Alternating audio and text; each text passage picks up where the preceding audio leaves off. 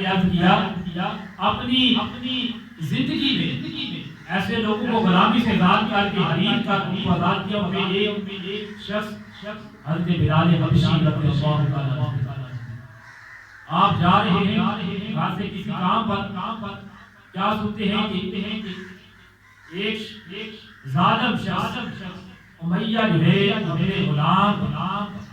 حضرت بلال حبشی رضی اللہ تعالیٰ عنہ ظلم و ستم کر رہا ہے، ننگے بدن اور کانٹوں کی چھڑی کے ساتھ ظلم و ستم کر رہا، لیکن وہ آہت پکارتے جاتے وہ آہت پکارتے جاتے ہیں اور یہ مارتا جاتا ہے۔ اسی اثناء میں حضرت ابوبکر صدیق نے چپکے سے حضرت بلال سے بات پہلے تو نام پوچھا کہ تیرا نام کیا ہے؟ فرمایا میں بلال ہے،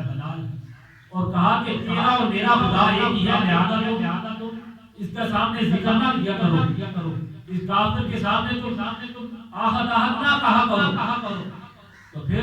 آپ نے بات مان لی، لیکن دوسرا دن جب گزرا پھر کہا کہ آہت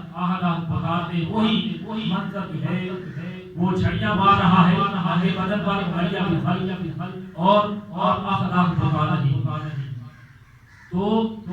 آقا علیہ الصلوۃ والسلام